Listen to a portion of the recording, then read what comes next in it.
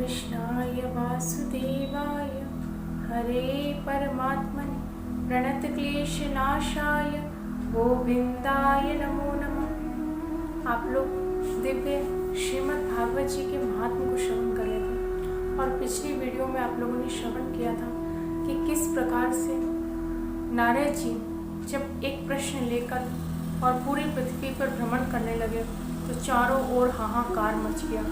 किसी को भी उनके प्रश्न का उत्तर नहीं पता था। फिर नारद जी अंत में बद्रिकाश्रम नर नारायण की उपासना करने के लिए पधारे तो वहाँ पर उनकी भेंट सनक, सनंदन, सनातन और सनत कुमार ये चार सनकादिक ऋषियों से हुई और उन्होंने दिव्य श्रीमद् भागवत जी को ही सत्कर्म बताया। सत्कर्म सूचको नूनम ज्ञान यज्ञो स्मृतो बुधे श्रीमद् भागवता लापे सतु गीता शुकादि।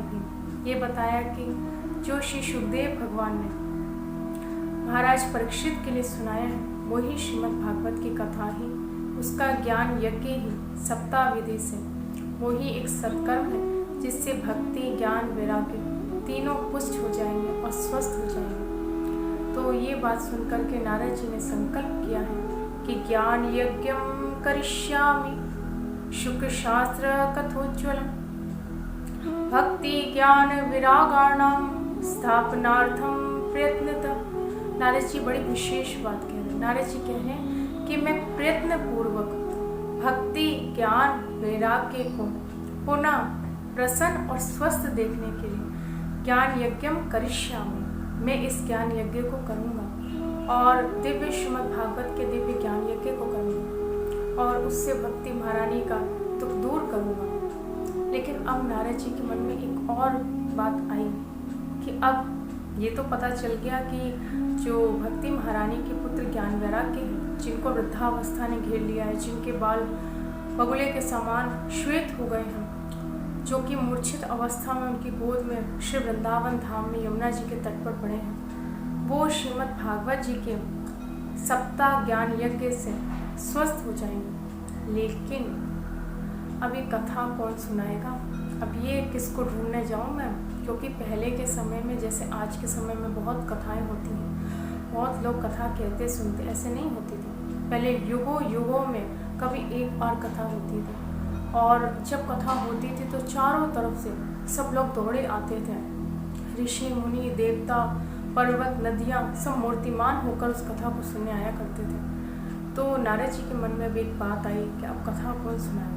तो ये देख कर के और सनकादिक ऋषि मुस्कुराने लगे और उन्होंने कहा, शृणु नारद वक्ष्यामि विनम्राये विवेकिने गंगा द्वार समीपे तु तटमानंद नामकम्। अरे नारद जी, आप क्यों परेशान हो रहे हो? देखिए, कभी आप वृंदावन आए हो तो आपको ये बात पता होगी।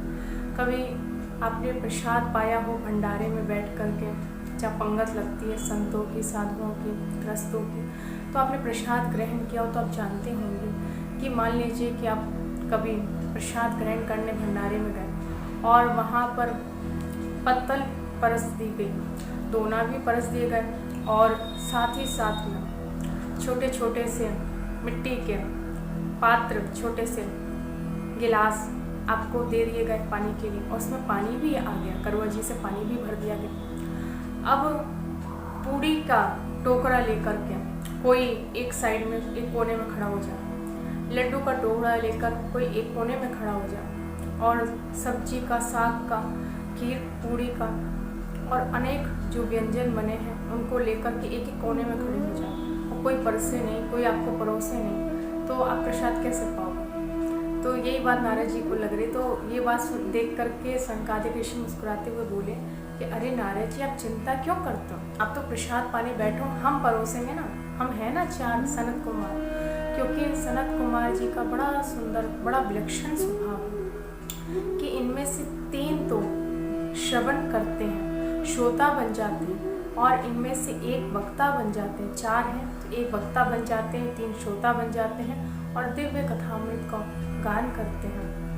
जो शेष भगवान अपने सहस्त्रों मुखों के द्वारा भगवान की कथा को अनादिकाल से सुनते चले आ रहे हैं, आज भी सुन रहे हैं, आगे भी सुनते रहेंगे, लेकिन उस कथा का अभी तक था भी नहीं पा पाए।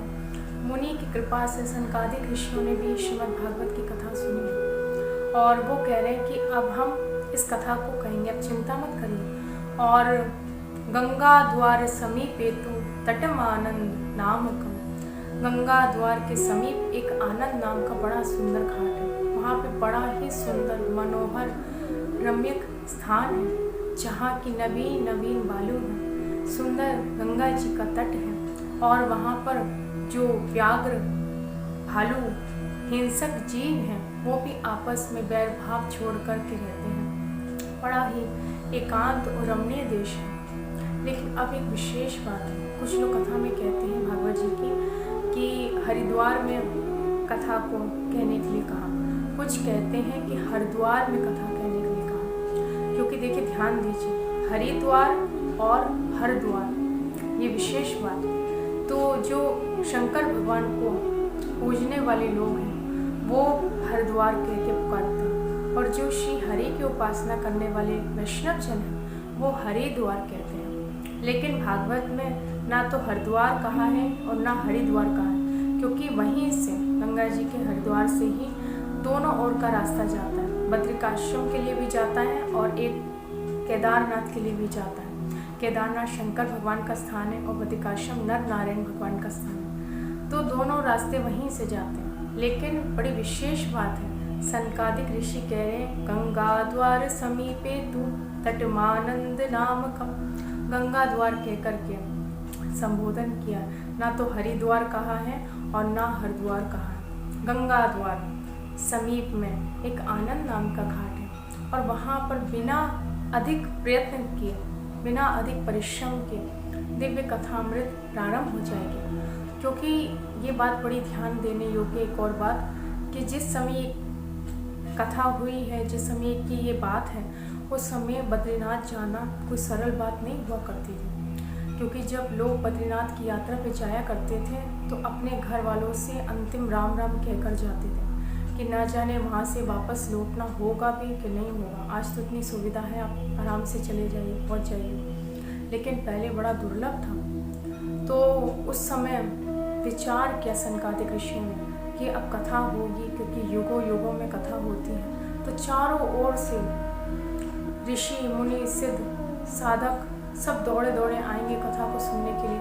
तो ये बड़ा ऊंचा स्थान है, तो यहाँ से कुछ नीचे चले, ऐसे स्थान पर चलें जहाँ पर चारों तरफ के, चारों दिशाओं के लोग आराम से कथा सुनने के लिए आ सकें और वहाँ पे खूब अच्छे से स्थान हो, वहाँ पे आराम से बैठ सकें, एकांत हो। तो ये बात विचार करके यहाँ पर आनंद नाम के घाट को चुना है। और ये बात सुनकर नारद जी का हृदय तो पुलकित हो गया है, बड़ा खिल गया है। और चारों सनत कुमार और साथ में नारद जी वहाँ से फिर गंगा जी के द्वार के समीप आनंद नाम के घाट पर आए और आकर के अब कथा का तैयारी की है, व्यवस्था बनाई है। और एक तरफ तो ऊपर मंच पे सनकादिक ऋषि विराजमान हुए और नीचे श्री नारद जी विराजमान हुए। और नारद जी ने बड़ी सुंदर व्यवस्था बनाई, एक और स्त्रियों के बैठने का स्थान, एक और ऋषियों के बैठने का स्थान, एक और गृहस्थों के बैठने का स्थान, एक और जो पर्वत, नदियाँ, देव, गंधर्व, सिद्ध, चारण, किन्नर आदि हैं उनके बैठने के लिए, क्योंकि वो मूर्तिमान होकर सब कथा सुनने आएंगे, तो उन सबके बैठने के लिए स्थान, सबका स्थान बनाया है। और जब इस प्रकार से कथा की समग्र तैयारी हो गई तो श्री नारद जी बड़े हर्षित और बड़े प्रसन्न हो रहे हैं कि अब भगवान की कथा होगी और भक्ति, ज्ञान, वैराग्य का दुख दूर हो जाएगा, भक्ति महारानी की पुष्टि होगी। ये बात से नारद जी बड़े प्रसन्न हैं। अब इसके आगे के प्रसंग को, किस प्रकार से कथा प्रारंभ होगी, किस प्रकार से भक्ति, ज्ञान, वैराग्य आएंगे, इस कथा को आप नेक्स्ट वीडियो में श्रवण करेंगे। इसी प्रकार से भागवत जी की कथामृत का पान करते रहिए। श्री राधे राधे।